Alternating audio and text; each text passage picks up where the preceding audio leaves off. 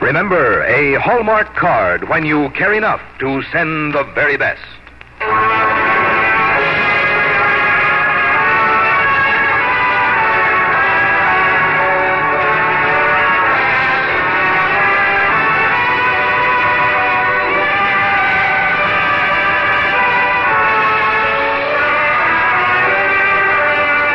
From Hollywood, the makers of Hallmark greeting cards bring you Joan Fontaine in Evangeline on the Hallmark Playhouse.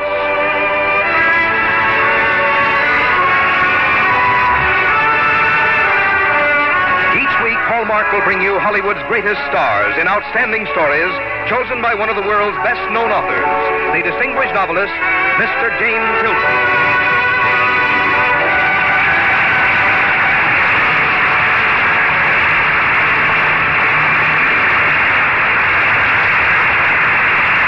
Good evening, ladies and gentlemen. This is James Hilton.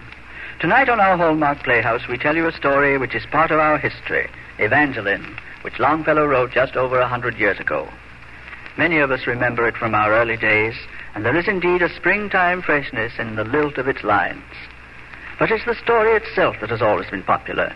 The tale of Evangeline, which, with its simple pathos, stands as a tribute from one of our greatest poets to those early days when America was not yet a country, but was already the proving ground of heroes and heroines. Such a heroine was Evangeline, and to play her part we have chosen one of Hollywood's loveliest and most distinguished actresses, an Academy Award winner, Joan Fontaine. And now here is Frank Goss from the makers of Hallmark cards. One of the particular joys of Christmas is sending and receiving Christmas cards. While the pleasure Christmas cards bring can never be measured, isn't it good to know that Hallmark cards are priced the same this year as they were last year, and the year before, and the year before that, and that the quality of Hallmark cards has constantly improved throughout the years?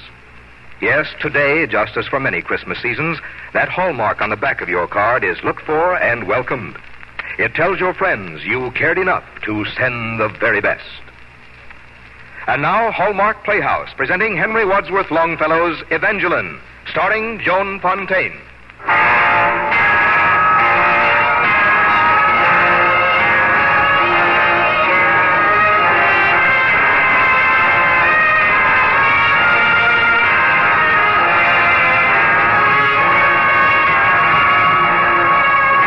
A continent is the stage of our story, and yet a continent cannot contain the spirit and soul of Evangeline.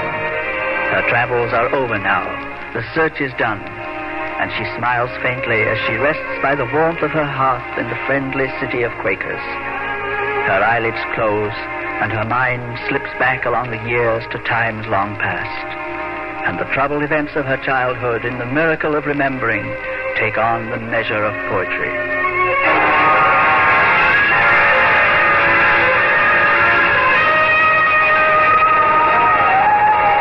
This is the forest primeval. The murmuring pines and the hemlocks, bearded with moss and in garments green, indistinct in the twilight, stand like druids of eld, with voices sad and prophetic. In the Acadian land, on the shores of the basin of Mina, distant, secluded, still, our little village of Grand Pré lay in the fruitful valley. Good evening, Father Felician. Good evening to you, Monsieur Belfontaine. I pray that all things go well on your farm. My harvest is good, my daughter is beautiful, and my prayers of thanksgiving rise to the heavens like the straight blue smoke from my chimney. That is the voice of my father, the wealthiest farmer of Grand Pré. Neither locks had we to our doors, nor bars to our windows. Our dwellings were open as day, and the hearts of their owners. There the richest was poor, and the poorest lived in abundance. Evangeline? Yes, Father? There's a young gentleman here to see you. Gabriel? I believe that is the young fellow's name. Oh, Gabriel. Hello, my love. Oh, Gabriel, have you asked him? This lad brings me the most preposterous news. He says he's in love with you. And shall be, as long as I live. He has the odd notion you might have him for a husband. Is this true, Evangeline? If my father will give us his blessing. My blessing? How can I give you again what you have had all your lifetimes? Since you played together as children and the Lord smiled upon you both, my blessing has been with you. Your father, Gabriel, is my oldest friend, and Evangeline is the image and the soul of her mother. What could please an old man more than to add his dowry and blessing to those the Lord has already blessed? Thank you, Father. Thank you, Monsieur Bellefontaine. Who is there? Come in. The door is not locked. I wish to speak with a man called Bellefontaine. I am Benedict Bellefontaine. I am Captain Morrison in the service of His Britannic Majesty. Oh, a stranger indeed, but no less welcome. What is your message, Captain? I prefer to speak with you alone. As you wish. These children do not demand our company. Go, Gabriel. Give your bride a gift of moonlight. Come, Evangeline. Good evening to you, sir. Good night, my child. I do not like that man. His eyes are as cold as iron. You are trembling, my love. Why is he here? Why does a British captain want to speak with my father? Look, in the bay. A fleet of ships. A dozen of them. They are warships. Gabriel, the moonlight gleams on the cannons. When did they come? Under cover of night. It is evil, Gabriel. I am afraid.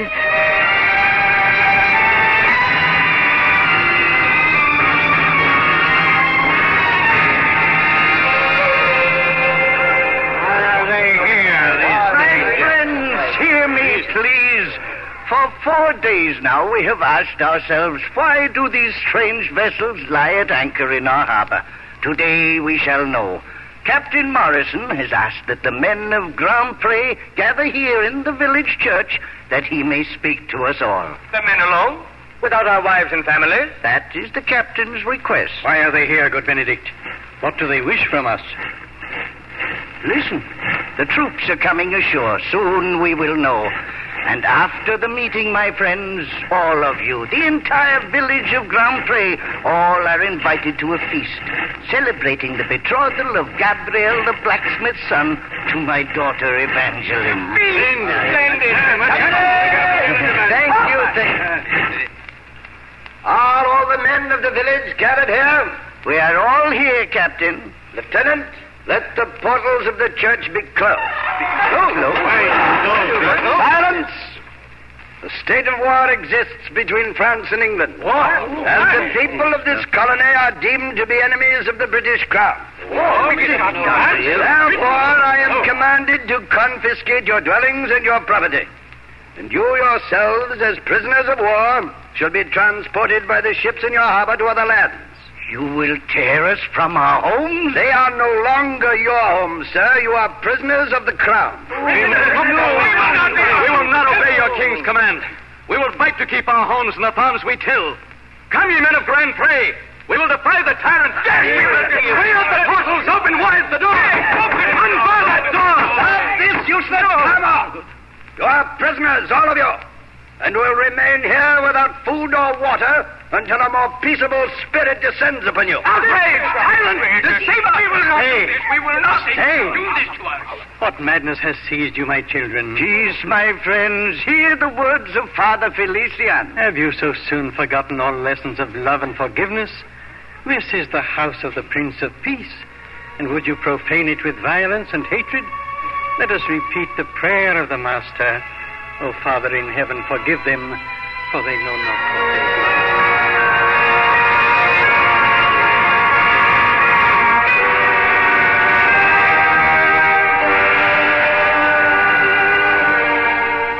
do. Long in the house of my father, the cloth had been spread on the table.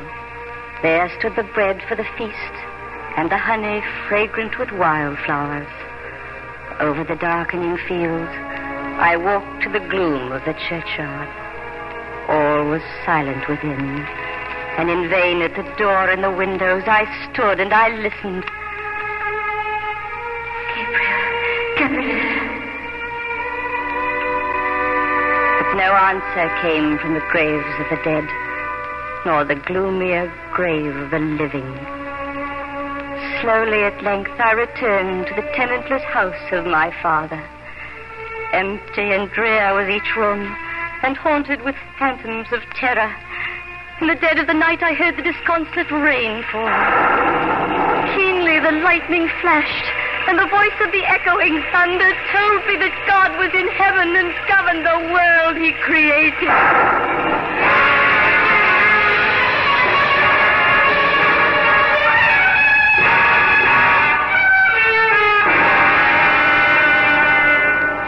Four times the sun had risen and set, and now, on the fifth day, we came, as the captain commanded, the Acadian women and children, driving in ponderous wagons our household goods to the seashore.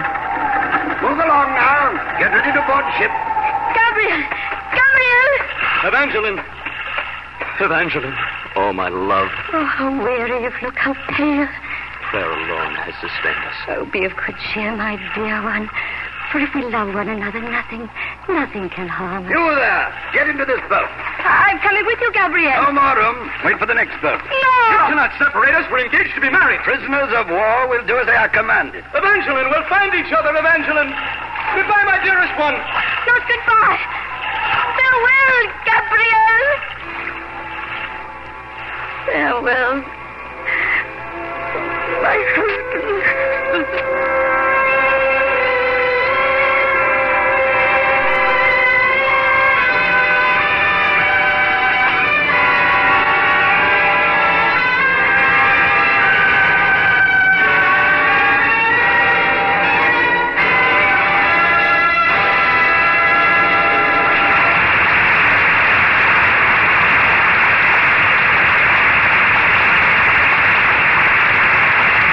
A moment, we will return to the second act of Evangeline, starring Joan Fontaine. How many of the friends on your Christmas card list have you seen in the past 2 months? The past year? Some perhaps you haven't seen in 5 years. And this once-a-year Christmas greeting is your only contact with them. Yet these seldom-seen friends are often the dearest ones on our entire list and help make Christmas the wonderful season it is. Then doesn't it seem only the gracious thing to do to make sure that the Christmas card you send truly represents you at your best, expressing your Christmas wishes in a beautiful manner, reflecting your good taste in a way all can appreciate? That's what you can do if you make sure the card you select is a Hallmark card. Whether you choose from the Hallmark album and have your name imprinted, whether you select from the many Hallmark boxed collections, or whether you prefer individual cards from the Hallmark display counters, you can be sure your card will be received with the added pleasure reserved for things we value. Because like sterling on silver, that hallmark on the back of a card is a sign of quality, telling your friends you cared enough to send the very best. Now back to James Hilton in the second act of Evangeline, starring Joan Fontaine.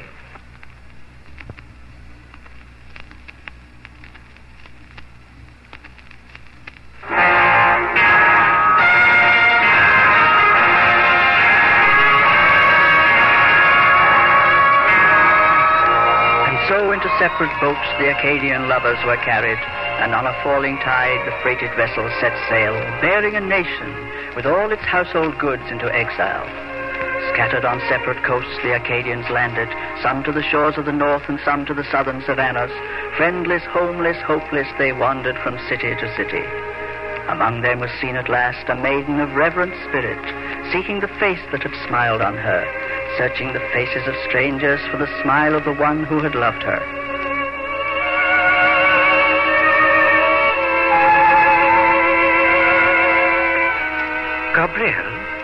Gabriel Lajeunesse? Have you seen him?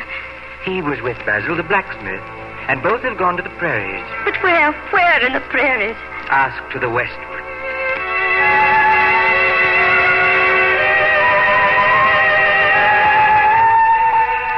I beg you to try to remember, for the sake of old times in Acadia.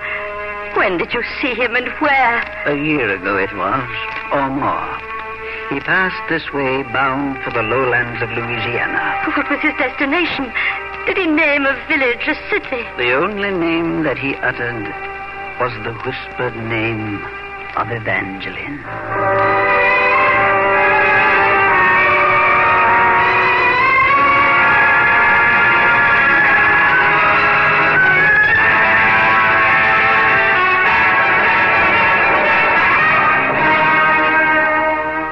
Father Felicia. Evangeline, my dear child. I look into your face, good Father, and I seem to see the meadows of Grand Pré. Not as you saw them in summer, but touched with the autumn frost.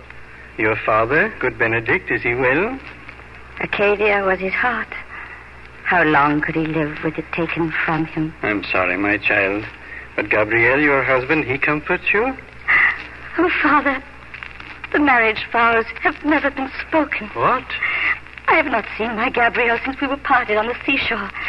My love is wasted in air, having no soul it can cling to. Talk not of wasted affection. Affection never was wasted. My daughter, if it does not enrich the heart of another, its waters returning back to their springs like the rain shall fill them full of refreshment. That which the fountain sends forth returns again to the fountain. Father Felicia, will you help me find Gabriel? I cannot turn back from my labor of love. Where my heart is gone, there follows my hand and my footstep. I will go with you, my child. Together with heavenly guidance, we will accomplish your work of affection.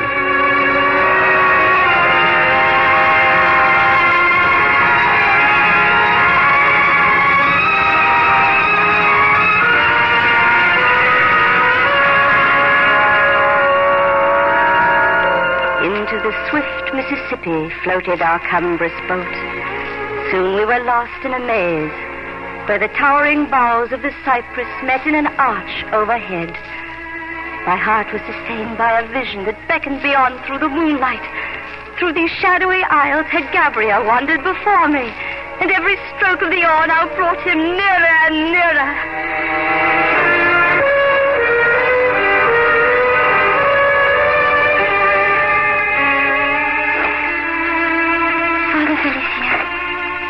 Something says in my heart that Gabriel's soul is near me. Is it a foolish dream? Trust to thy heart, my child. Gabriel truly is near you.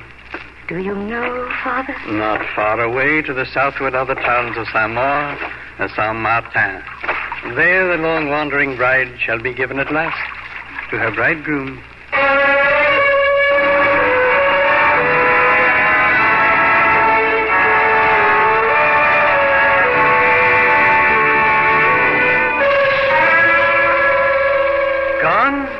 Is Gabriel gone? Only today he departed. Your boats must have passed in the night on the river. Gabriel. Foolish lad. He had become so moody and restless, longing for his promised bride, that I sent him away. Where? Where did you send him? Up the Indian trails to the Ozarks, hunting for furs and for beaver. Be of good cheer, Evangeline. We will follow the fugitive lover. Oh, Gabriel, my beloved, are you so near? And yet I cannot behold you. Are you so near, and yet your voice does not reach me? Patience, my child. Tomorrow. Tomorrow.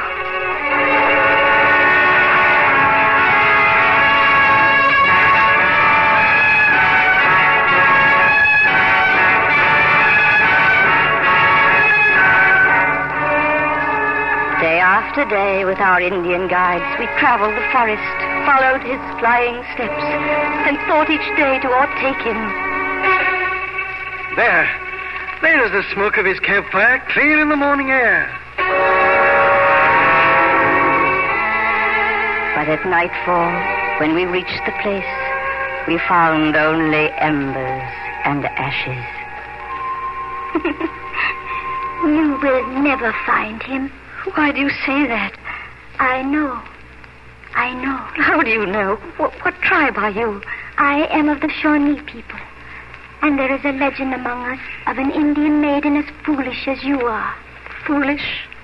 Am I foolish? Foolish as the bride of Mois. What happened to her? She died in anguish. By starlight, She pledged herself to mow with the bridegroom of snow, but in the hot sunrise, her snowman vanished, flowing slowly into the waters below the earth. How could she find him who was not? Am I pursuing a phantom, like Morris, the vanishing bridegroom? Is it endless, the trail, with no lover, no love at the ending?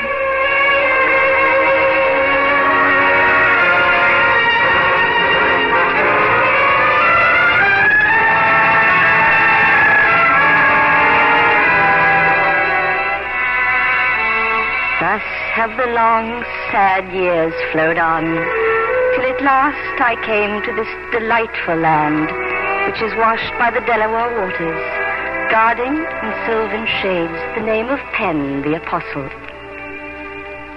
Good even to thee, Sister Evangeline. I thank thee, sir. God bless thee. Something at least there is in the friendly streets of this city.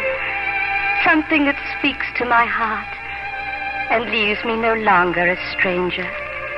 My ear is pleased with the friendly thee and thou of the Quakers, for it recalls the past, the old Acadian country where all men were equal and all were brothers and sisters. The 12th hour and all is well. The 12th hour and all is well. This is the year of the plague, the year of the plague and the pestilence. Night after night I have worked in the house of the Sisters of Mercy, moistening the feverish lip and cooling the brow of the stricken. Water. I pray, bring me water. Patience, patience. I bring you cool water. Here, let me raise your head, my friend.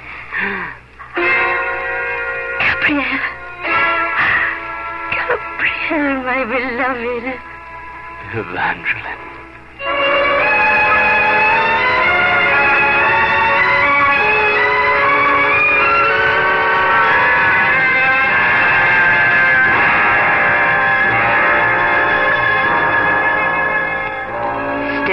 Stands the forest primeval, and still the love that it shelters sleeps in my heart. Deep in my heart is his image, clothed in the beauty of love and youth, as I long to behold him.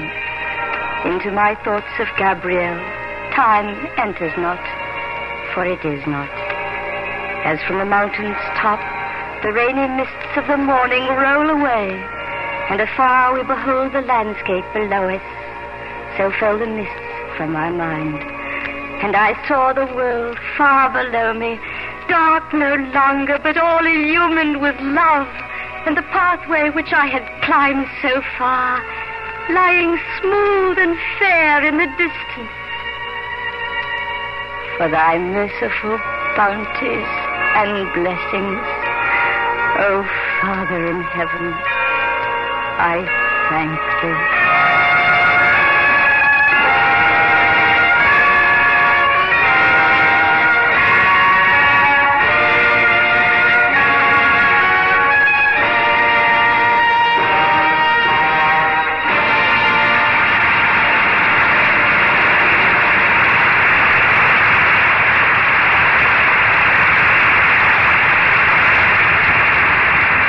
John Fontaine and James Hilton will return in a moment. Designed to express your Christmas wishes in a beautiful manner, and yet priced to fit even the most limited budget. That's how you'll describe the many different Hallmark Christmas cards you can buy in convenient boxed collections. Many of these Hallmark boxes are priced at only $1. So you see, it isn't necessary to buy expensive cards in order to be sure your cards have that Hallmark on the back denoting quality. In fact, some boxes as low as $1 have 22 and 25 Hallmark Christmas cards in them. Then there are other boxed collections with designs by Norman Rockwell, Winston Churchill, Grandma Moses, Herb Olson, and other outstanding Hallmark gallery artists. All are beautifully made in the Hallmark tradition of craftsmen who for years have designed cards with but one thought in mind: to give you a card you'll be proud to send, and one that will be received with pleasure. So remember, look for Hallmark on the cover of the box if you want your friends to see that Hallmark on the back of the card you send. The Hallmark that tells them you cared enough to send the very best. Here again is James Hilton. Thank you for being with us tonight, Joan. You gave us a memorable and moving Evangeline. I'm glad you liked it, Mr. Hilton. It's always been a favorite of mine. In fact, when I heard you were doing the story on Hallmark Playhouse tonight, I cut short my trip to come back to Hollywood. Well, we're certainly glad you did, Joan. Tell me, did you have a nice trip in the East? Oh, indeed I did. And I saw something that reminded me of all of you. What was that? A sign in the greeting card department reminding everyone that to arrive overseas in time for Christmas, cards should be mailed by November 15th. And I said to myself, I'm sure Frank Goss will be reminding our Hallmark Playhouse listeners of that tonight. Well, as a matter of fact, I was planning on doing that very thing myself. Christmas cards, and in fact all Christmas mail for servicemen and women, should be sent by November 15th if sent regular mail, and by December 1st if sent airmail. And to our listeners, while we hope your cards will have that hallmark on the back, the important thing is that the men and women overseas receive lots of Christmas mail from home. You'll do your part, won't you? Thank you, Joan. I'm sure our Hallmark Playhouse audience will. And now I'd like to tell you about next week's story. It's a famous book, and we've chosen a rising and exciting star. Our story will be that wonderful adventure classic, Jules Verne's 20,000 Leagues Under the Sea.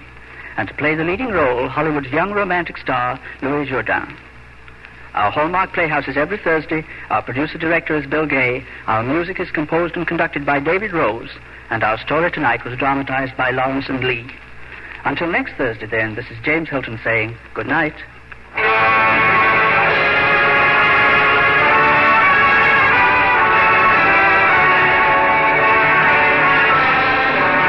Remember, a Hallmark card when you care enough to send the very best. Joan Fontaine can currently be seen in the Paramount picture, Darling, How Could...